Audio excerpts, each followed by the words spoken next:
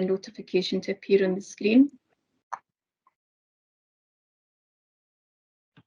Okay, we are now recording, so I will now take the sederunt for the Financial Resources Scrutiny Forum on Thursday, the 6th of May 2021. Okay, so I can see that we have Councillor Brogan. I have apologies from Councillor Buchanan. We have Councillor Kalikis, Councillor Donnelly, Councillor Ferguson. I have apologies from Councillor Holford, apologies from Councillor Lennon and Councillor McAdams. We have Councillor Wark present. We also have Councillor Cowie present. Can you confirm who you're substituting for today? I'm substituting for Monique McAdams. That's lovely, thank you very much. Officers-wise today, we have Jackie Taylor, Lorena Hagan, Derek Craig and myself, Carol Lyon. Okay, now obviously we have apologies from the chair, Councillor McAdams today. So in terms of standing order number 4, we need to appoint a chair for today's meeting. Do we have any willing volunteers?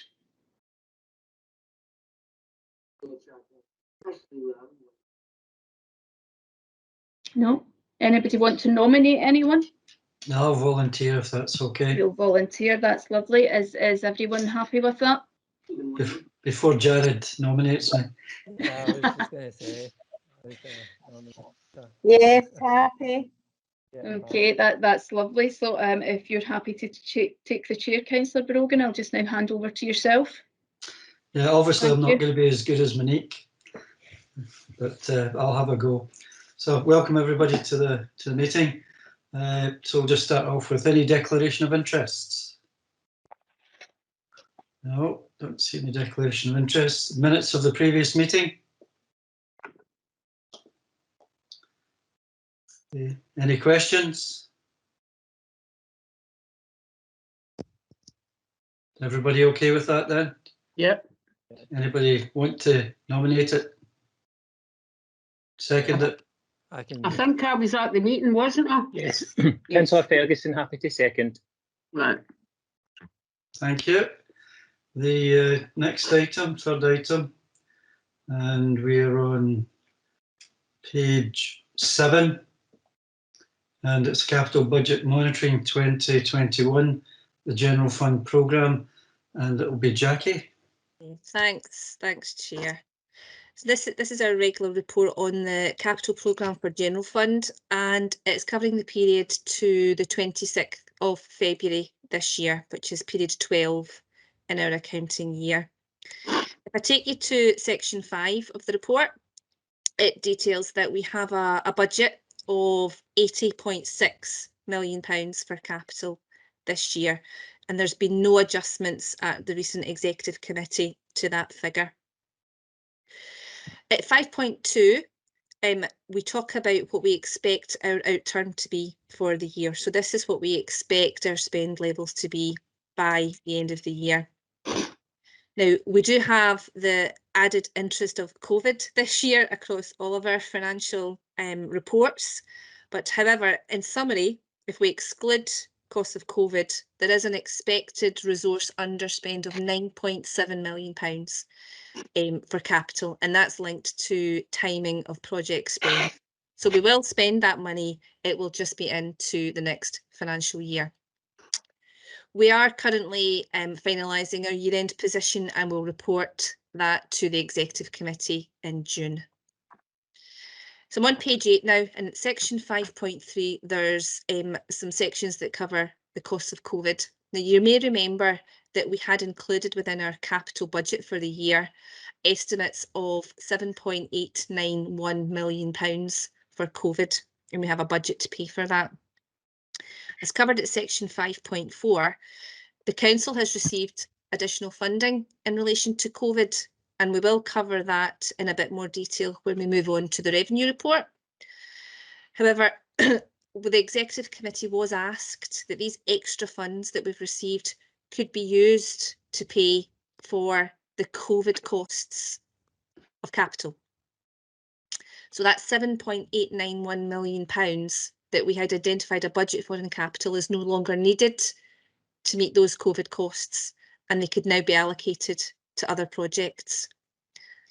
Later in the report, I'll detail what the Executive Committee has recommended around the use of that money. At section 5.6, we're covering the resource position on capital programme. So as I mentioned a minute ago, we are expecting an underspend of around £9.7 million. And as I say, that relates mainly to projects where the timing of spend will take some of that expenditure into the next financial year. And that's across community and enterprise resources, education, housing and tech, finance and corporate and social work. So across all resources. There is an appendix that shows the projects where spend will continue into next financial year. We'll cover that in a second. I take you over to page 9 and at section 5.14, the period 12 positions detailed there. So as at the 26th of February, we had spent £49.278 million of spend. And again, our appendices break that down over services. Section 5.15 and into 16 covers capital funding. And we report there that in recent weeks, we have been allocated additional advance funding for City Deal, which falls under our capital programme. So £65 million of additional funds or advanced funds were agreed, and the council's share of that is £12.9 million. This is for City Deal. It is an advance, so our grant expectations for 2023-24 and the following year will be reduced accordingly. But it's positive that we've had that money in early from a cash flow perspective. Section 6 covers our 21-22 capital programme.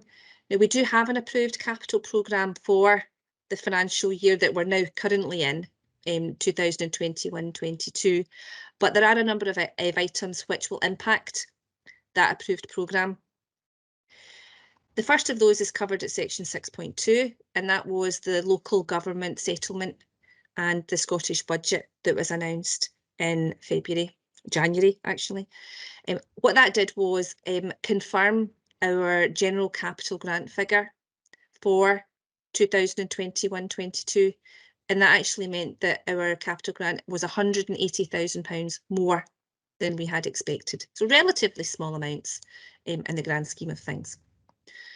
On page 10, at the top of page 10, we also detail that in February, the Cabinet Secretary made an announcement around additional capital allocations nationally for town centres and bridges. Then, as the Scottish budget made its way through the stages of Parliament approval process, further announcements were made.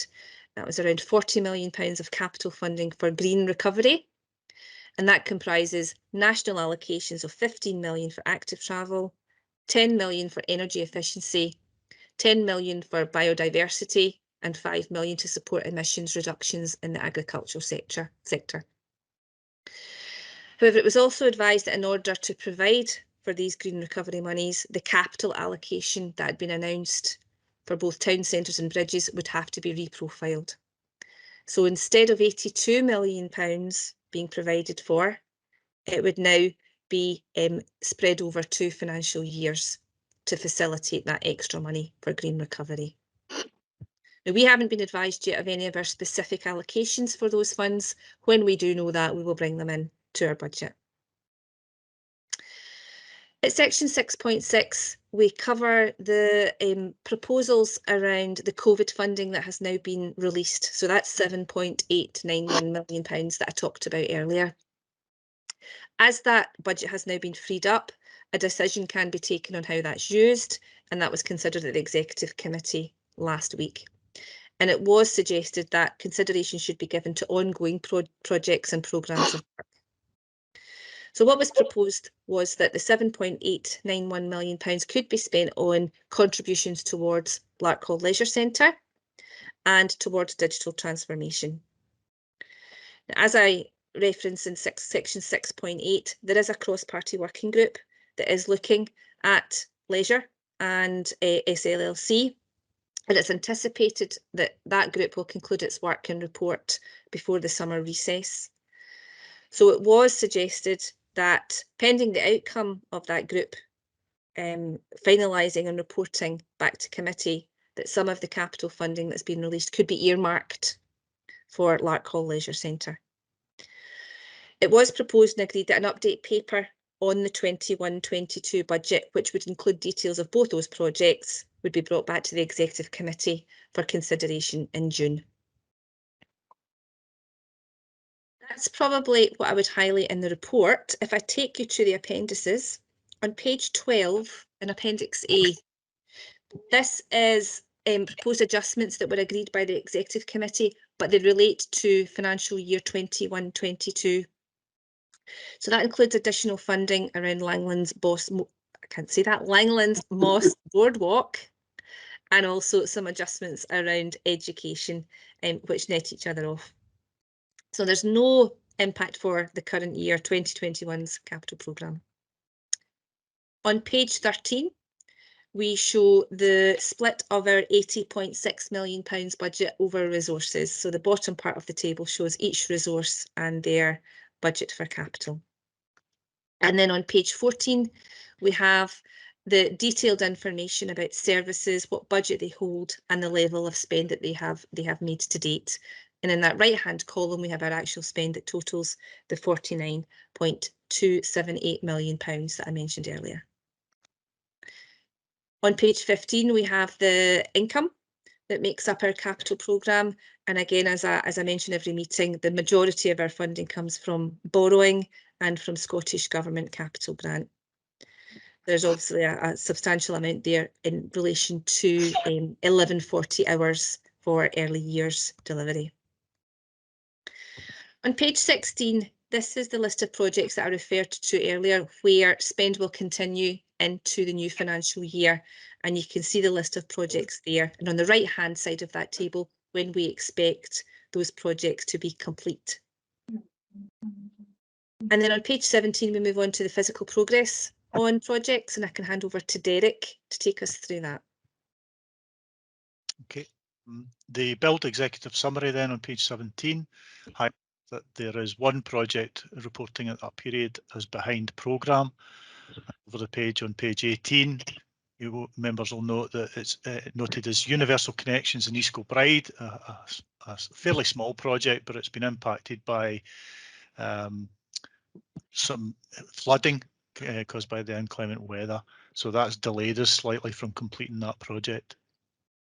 Over the page on page 19, roads summary. The non-build executive summary highlights that partway down near the bottom that there are 8 projects behind programme, and on page 20 page 20 gives a list of all those projects, and page 21 we get a list of the explanations for each of the projects that are behind. So starting at the top with the extension of cemeteries and land works, it's behind due to the acquisition for Douglas Cemetery not progressing as anticipated. Then Abington Play Area, the project completion has been delayed due to the delay in the contractor obtaining play equipment. It was held up at customs. Contractor now received delivery and the project is expected to complete at the end of April. Carstairs Village Play Area, the project completion has been delayed due to the delay in the contractor obtaining play equipment, presumably the same kind of stuff. But they've now achieved that and they're looking at end of April for completion for that project as well. The Abington campus, the project was delayed while awaiting confirmation of the additional funding from Scottish Government, and that contract has now been awarded with works commenced on site early in January, so that's why that's behind where it should have been. Hamilton Hub, the New Cross Shopping Centre, funding for this project was awarded in November 2020, and then due to COVID restrictions, elements of the work will need to fall into the capital year 21-22. Town Centre Regeneration, the project is behind due to COVID restrictions since the approval of the individual projects, not been able to move forward. Those will now fall into financial year 21-22 as well. And the last two, information technology infrastructure, again, COVID restrictions have meant the remainder of the works now fall into 21-22. And the new website, customer relations management, master data management, customer portal integration tools, Due to COVID restrictions, elements of this project now fall into financial year 21-22 as well. Moving over the page to page 22, the Roads Executive Summary shows that there is 7 projects at that point in time behind programme, and over the page on page 23 we're provided with a list. 6 of those are actually related to one overall programme, but I'll deal with the first one first. This is a road safety upgrade of existing part-time 20 mph signage. The sign manufacturer has advised that due to other workload pressures, they will no longer be able to supply the signs until early in the new financial year. So that's delayed that project. And the project, the programme that has 6 individual projects under it is cycling, walking, safer routes. And an issue with lead times in the supply of signage, poles and lining works, which have extended by weeks. These projects will now complete in the next financial year, so this financial year 21-22 as well for those. And that's all, Chair, for the operational update.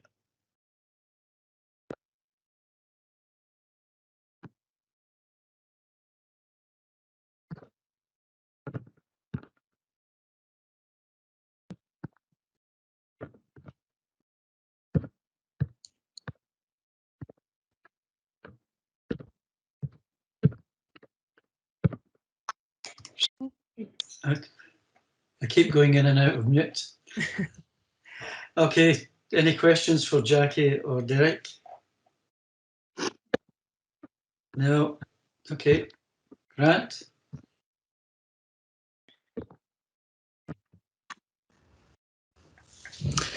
Thank you, Chair. Question from Grant Ferguson. Just bear with us a second, please.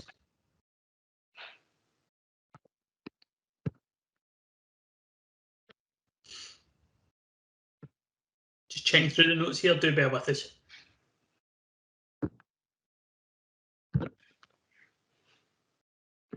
Okay, under section 6.7, it talks about the second bullet point. It mentions, on the second bullet point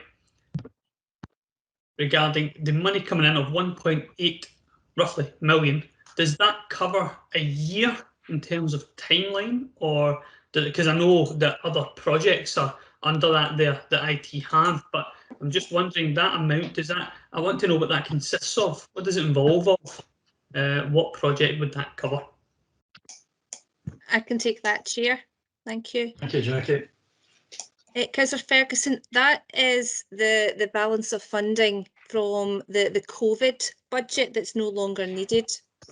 So what was agreed by the Executive Committee was that some would go to Larkhall Leisure Centre or be earmarked for that, and the balance earmarked for digital transformation. Now that is for the coming year. It hasn't been agreed yet the specifics of what that will be spent on, and that will feed into the report in June, the details of what that could be spent on, and that's what we're looking at just now, some options around that. So it is for the coming year. However, as we know with capital, that can span into future years if need be. The money wouldn't be lost if it wasn't completely spent in the next year, if that helps. And if I could just supplementary to that, with the digital transformation, I would like to see a breakdown of that, as you said, and details of what the budget's going to cover, so that I can, check out the system that's being used there. Secondly, just to follow from that as well, you might remember from the last meeting that the abbreviations were mentioned, like MDM, I think was one of them, and then it was obviously expanded a little bit. So for me, thank you for covering that. When I read the most recent report, I looked at it and I wasn't as confused as I was originally. So yeah, that's very much a positive, but thank you, and allow me that continue. Thank you. Thank you for that. Thanks. Okay, Mary.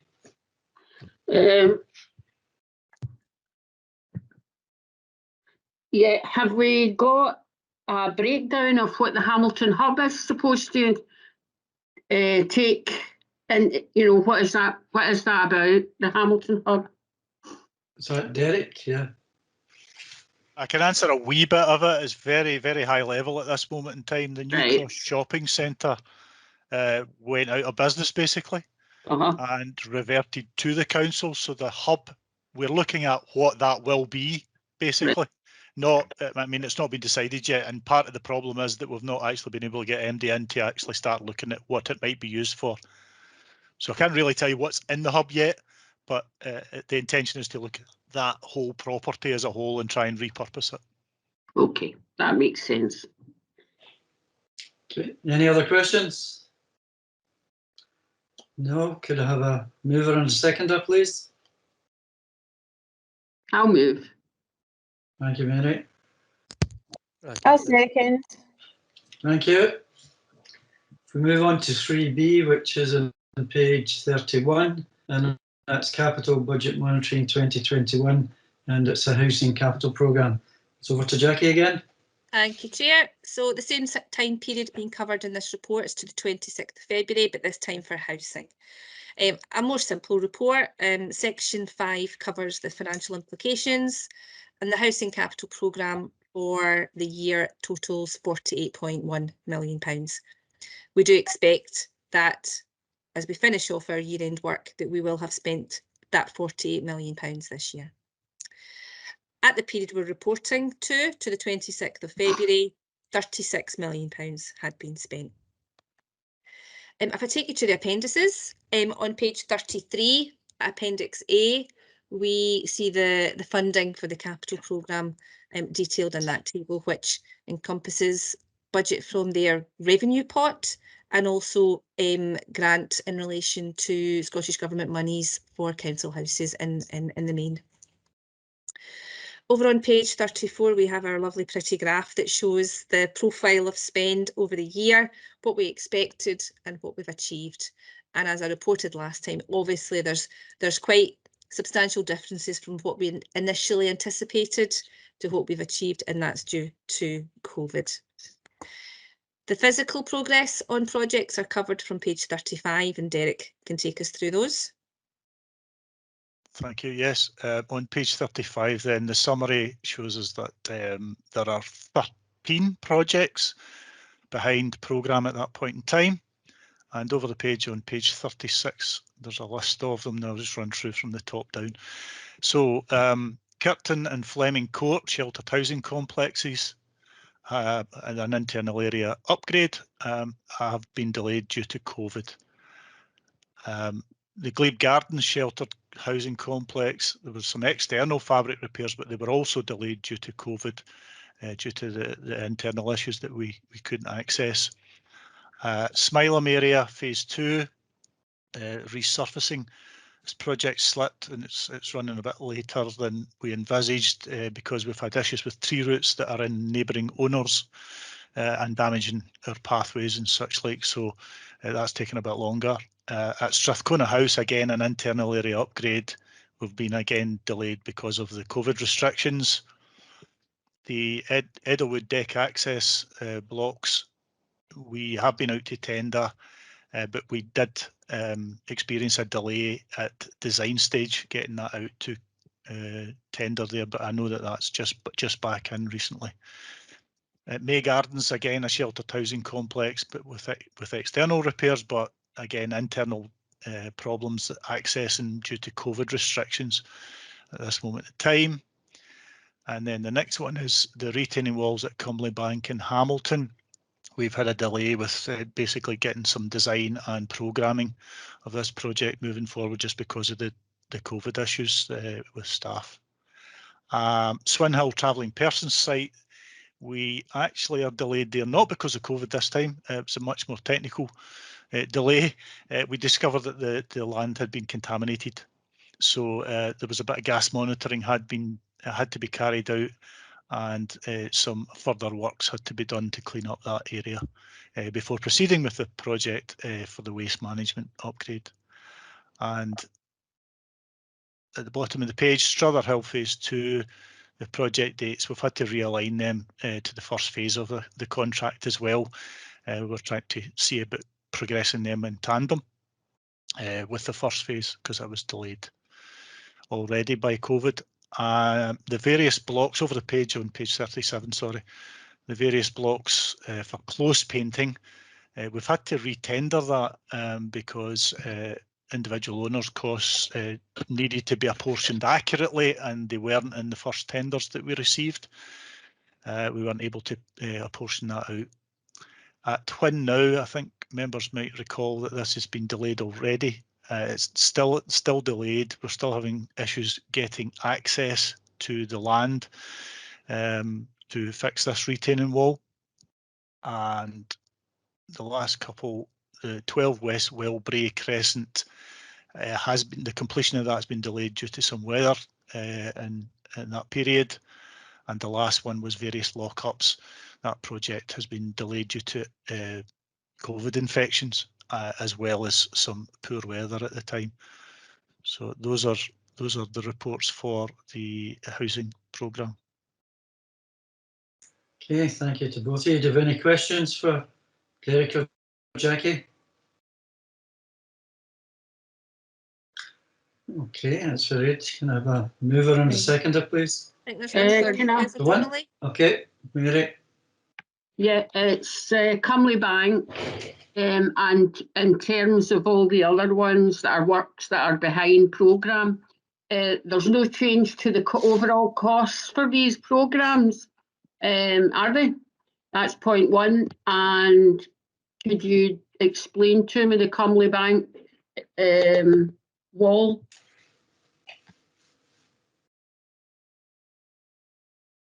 Sorry, Councillor Donnelly, I'm not too sure what your question is with regards to the second part of that. What about the wall? Just what is it? Oh, I'm not sure. I would need to get more detail if you're looking for some more detail. I'm not sure. It's a retaining wall in Cumberland Bank in that street. It obviously needs some kind of retaining or rebuilding, but I'm not sure of the extent of that, to be honest. I don't think it's a huge project, but it's listed in the capital programme anyway. Right, okay. I think I know the wall you're talking about, but I'm just wanting clarification. You probably know more than me then, Councillor Donnelly, because I don't think I've been there. Right. And in terms of the first part of your question, it was about the costs. Uh-huh. Are you asking have these been increased because of the delays? No. Yeah, no, They fine. wouldn't normally expect increased costs because of delays. Oh, okay, that's in fine. that regard. Okay. Okay, thank you. Thanks, Mary. Thanks, Derek. Do we have a mover and a seconder? Yeah, I'll move. Thank you, Mary. Seconder? I'll second, Walter. Thank you, Margaret. If we move on to item 4, which is on page 39, and it's the Revenue Budget Monitoring 2021, and it's the probable outturn, and it'll be Jackie. Thank you, Chair. This is our revenue report and includes the probable outturn, as the Chair mentioned. Now, it is a lengthy report, but handily, the executive summary at the start of the report covers everything. So I'll focus on that, and if anybody has any detailed questions, we can pick those up. So on page 39, we cover in section 3 some of the background, and at section 3.2, we explain that this report covers our probable outturn report for the general fund, including COVID, and we cover this in detail in executive summary in section 5. So it'll be section 5, 4 and 5 that I focus on, if that's okay. So over on page 40, at section 4, there's a reminder of what we had previously reported for our probable outturn. Now, our probable outturn, you'll remember, is what we expect the position to be at the end of the year. And the table there at section 4 is hopefully a simple presentation of what we were reporting previously. And if I pick out the main figures from that table, we were expecting that the funding for COVID spend would be slightly short of what we were actually incurring, and we would have a shortfall in COVID funding of £1.9 million. So you can see that in the first shaded line of that table. And then for other spend across the council, which isn't COVID related, we were expecting to see an underspend of £2.2 million. and that was predominantly from our council tax activity. So if we take those two figures together, we were expecting an overall position for the council to be a relatively small underspend of £261,000. So that's a reminder of where we had reported previously that we thought we would be. If I take you now on to section 5 in the executive summary, at section 5.2, we're reporting that we have received additional COVID funding totalling £27.8 million. So it's quite a substantial amount of money. Now, what that allows us to do is meet our previously estimated COVID shortfall, that £1.9 million I mentioned a second ago, and it allowed us to manage the capital spend on COVID that I mentioned in the last reports, that's £7.891 million. So if I take those two things off of our extra COVID funding, that leaves just over £18 million of COVID funding that we can carry forward into the next financial year, because we do appreciate there will be costs of COVID in financial year 21-22. If I take you over to page 41 and table 2, what we're illustrating there is that we have £18 million of unspent COVID monies at the end of the year, or we're anticipating that's what we'll have. Now, some of that funding will be tied to a specific purpose, and we're estimating around half of that £18 million is for something specific, and the remaining £9 million is more flexible general funding that we can use. Table 3 on page 41 therefore shows what we are expecting to report in terms of the council's position at the end of the year. So the first column of figures in table 3 show what we were expecting originally, that £261,000 of an underspend at the end of the year that I just talked about a moment ago. And in the right hand column, that has moved, and that's moved because we can now cover the COVID shortfall that we had anticipated. So that leaves us with an overall underspend for the council of £2.163 million. Now that is the highlights from this report. The rest of the report covers the detail that feeds into that executive summary, but that is all summarised in that section 5 that I've covered. I wouldn't suggest that we go into those in any detail, but I can cover the appendices and what they include, because there's some interesting levels of information there for you. So on page 48 in Appendix 1, as we report to every forum, there is detail of the spend that we're making on COVID and the funding that we've received in some detail there for you. And then from page 49, we see the more detailed analysis of our budget and spend across services that again we report to for every forum. So page 49 shows our services and our budget and actual spend before we've transferred any money to reserves. And then on page 50, we've got the same level of information, but over spend categories, for example, employee costs, property costs, rather than over services. Again, that's before transfers to reserves. And then the next two pages, page 51 and 52, show the same level of detail, but after our proposed transfers to reserves. Now, you will remember that the Executive Committee have already approved some transfers to reserves this year, and they're covered on page 53. Again, this just reflects the same information that the forum has seen before. So each of the items where the Executive Committee have approved some transfers to reserves, they're detailed there on page 53. And on page 54 to 56, breaks down our COVID expenditure into individual items of expenditure, just to give you a feel for what the costs are that we're actually incurring because of the pandemic. A whistle-stop tour of that report, but hopefully it's given you a flavour of how things have changed since the last time we've reported, which is predominantly that extra funding that we've had in for COVID. I'm happy to take any questions. Thanks, Chair. Thanks, Jackie. It's great that you've helped us focus in on some of the stuff that's more appropriate, and it really is a good report, but I'll open it to questions. Mary, I can see your hand up. just to commend the council on, while we were involved in lockdown, that we took up, I think it was over 90% actually, of the free school meals. So we made sure that kids that were in lockdown were getting their school meal, which was commendable to the council and a fantastic exercise that they embarked on there. We getting over 90% coverage to the kids. That was excellent, and I just wanted to commend them for that. Yeah, I think we can all agree on that one. Any other questions? Who would like to move in second? I'll move. Thank you. Happy to second. Thanks, Jared. Grant, you can have the next one. Okay.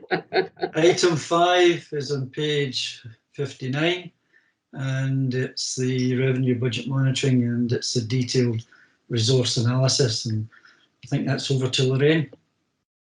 Councillor Ferguson's just saying there, the information is important. That all comes first. We come second. Yeah. I thought it was what we did with the information that was important. Well, it is. Okay, moving on. Lorraine. Thank you, Chair. Agenda item 5 then, in the normal way, is a more detailed breakdown of the information that Jackie's presented in the previous report. So it takes it down to a lower level across each of the individual resources. Page 61 starts with community and enterprise resources. You can see the bottom line, the bottom right hand corner shows you the position at the 26th of February this year, which is our accounting period 12. And the greyed out box shows you the forecast for the year, as we had reported previously. If I can take you on to the individual narrative pages, for the resources, there's not too many new variances that have come up in this period, but where there are some, I will pick them up, and where there aren't any in some of the resources, I'll just highlight some of the main variances that you've seen before, but that just gives you a feel for where the resource is going. So for community and enterprise resources, the new variances don't start until page 67. And the first one is an overspend in roads, £47,000. That's the second one down at the top of the page.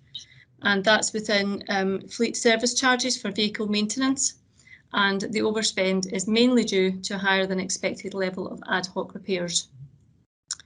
The next new variance for community and enterprise is on page 72. And that is within the income side. So we have fees and charges, departments of the authority, and within facilities, streets, waste and grounds at the bottom of the page, we have an over recovery of 21,000, and that's mainly due to the increase in the provision of additional services within the cleaning service. The next page, the top of the next page, we have an over recovery within roads, and that reflects higher levels of rechargeable works and is offset by additional expenditure, and that's 29,000. So those are the new variances within that resource. Any questions? No. Okay. Lorraine, if you want to move on. Okay.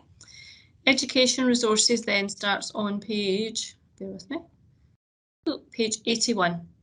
And again, you can see the variance as at the end of February on the bottom right hand corner, 6.587 over.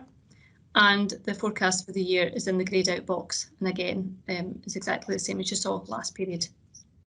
There are no new variances within education resources, but I thought I would just highlight a couple of substantial variances that you can see, which are mainly relating to COVID. So on page 82, there are two I would highlight on that page that are sizable in relation to employee costs. So we have the second one down, 2.874 million of an overspend in relation to supply teachers in relation to the agreement in terms of staff payments. And further down, we have an early years underspend of 1.643, mainly relating to the timing of the expansion of the project. If I can take you on to page 84, a couple of big ones there, just again in relation to COVID. At the top of the page, cleaning contract and cleaning and janitorial supplies. And as you would expect, we have an overspend there totaling something like £1.5 million between the two. And that's really in relation to increased cleaning requirements and sanitising stations. Page 85, we have a substantial underspend at the top of that page in relation to our pupil equity funding. We've talked about this a few times during the years, and that relates to the fact that the grant funding is for the academic year rather than the school year, rather than the financial year, sorry, and it's also had been impacted upon by lockdown. Any underspend will carry forward into the new financial year to use between the April and June session. And the final variance I would highlight for education is on page 87. And we've got payments to other bodies underspend there in relation to early years. And again, it's looking at the timeline for the expansion. And any funding that's not used in relation to the current year will be taken forward to use on that project moving forward. And that's all for education resources, Chair. Any questions for education resources? No questions. Okay, Lorraine, if you want to move on. Okay. Finance and corporate starts on page 97. So again, we're showing an overspend, bottom right hand corner, 6.393 of an overspend there, and 7.193 in the greyed out box is our forecast for the year. There's only one new variance within the resource, and that's on page 105. So I'll give you a second or two to scuttle down to that page. And that's in relation to income. It's 177,000 of an over recovery there in terms of income, and that's additional funding for staff working in track and trace service and is offset by additional expenditure within our employee cost lines. And that's all for finance and corporate. Any questions for finance and corporate? No. Okay. Housing and technical resources starts on page 115. As at the end of February, we have an overspend there of 1.784 million, and the forecast for the year in the greyed out box is 2.247. There are two new variances within the resource. The first is on page 117. Repairs and maintenance, internal and external contractor, that's within property costs. It's a second variance down. And we can see there an overspend of 119,000 relating to COVID expenditure, health and safety measures for housing and property staff and service users. And the next one is on page 119. Payments to other bodies, private individuals generals, it's about midway down the page. We can see an overspend there of £100,000, and that reflects additional COVID costs in relation to tenancy sustainment costs. And that's all for housing and technical resources. Questions? Any questions on housing and tech? No questions, Lorraine. Okay. Housing revenue account then is summarised on page 127 in terms of the variances. And in terms of the service area, there's only one new variance. That's an underspend in computer equipment purchase at the bottom of that page, £85,000. And that reflects a delay in the development of the new IT system that they're implementing in the resource, and that's due to COVID-19 implications. That's all for that resource. Any questions? Okay. Social Councillor Ferguson, yeah, I've got a question. Apologies. So I'm looking at the column, so it's page 127, and it says the service amount. So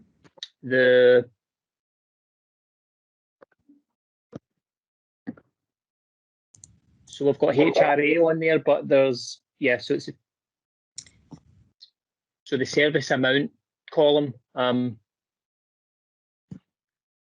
yeah, it just says HRA. Is there, can you expand on what that is, please? Yes, if you look at the other resources, they have a service and an amount because there are multiple services within each resource, whereas in this instance, the housing revenue account is only one service within the housing revenue account, if that makes sense. So there's no need to split it. In probably we should take away the service, the amount rather, and just leave it as service, because it is all housing revenue account. So we'll do that for next time. Thank you. Pick that up. Okay, thank you. Move on. Oh, sorry. Could we have Yeah, so sorry, Councillor Ferguson's just saying, yeah, that came across as a little confusing. I think just a wee bit more clarification, that makes it easier for me to just absorb the information, obviously at the pace we're going through this. Yeah. Thanks, Lorraine, if you want to move on. Okay. The last resource is housing, and it's social work resources, and that starts on page 135. So again, there's no new variances within social work. In terms of the position, we're at 309 of an overspend, bottom right hand corner, and 379 was the forecast for the year. So as I said, there's no new variances. I pick up on a couple of substantial variances just for your information. So probably picking up on employee costs, which is on page 136. We've got quite a substantial overspend there. It's a negative. So we have additional expenditure in relation to COVID. We've got additional costs in terms of advanced recruitment to make sure we've got our staffing levels at the required need. We've got turnover being less than anticipated, and we've also got some overtime through. So there's quite a variety in terms of the different streams of variances across employee costs. Page 144 shows you another substantial area of spend, and that's in relation to payments to contractors, and that's where you can see most of the COVID expenditure across the resource. So in long-term care, we can see 1.299 of an overspend there relating to care home placements. We've got 1.356 million of an overspend in home care, again relating to the cost of COVID to maintain service delivery. And over the page, on page 145, we have a very substantial variance, 7.995, representing additional costs incurred by external providers in their response to COVID. So that includes spend on staffing, PPE, sustainability payments for under occupancy and care homes. So quite a substantial variance there.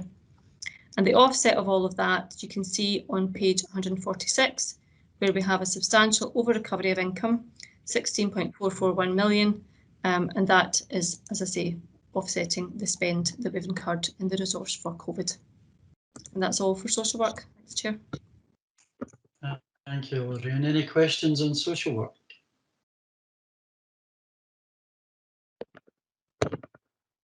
No. Okay. Could we then have a mover and a seconder to approve the projects? I'll move, Chair. Councillor Ferguson to second. Thank you, Councillor Ferguson. Yeah, there's no other business, but can I just say that it's really difficult, and your team, Jackie, does a great job in putting all these complex figures together. Yeah. But it's must have been tenfold worse with the complexity that COVID's actually thrown at you. And it's also been so dynamic and changed so quickly.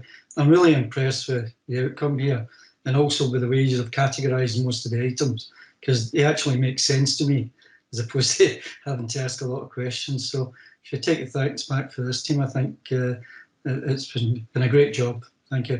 Thanks, Chair. I'll share that with the rest of the guys. It's been challenging. I think that's Councillor Ferguson to second those thanks. Oh, thank you. I'll share that with the team. It's been a challenge, as everybody's faced their challenges over the last year. But it's been very dynamic. I like that word. Yeah. Yes. Nobody knows what you guys go through though, and you don't really know how hard it is until you actually start doing it yourself. It's one of these hidden gems. Thank you for that. No, we do appreciate all the work, Jackie. Thank you. Thank you. So I'll close the meeting with a thanks. Yeah. Thank you. But thank you to the Chair. Thank you, Chair. Bye, everybody. Bye. Bye. Bye. Bye.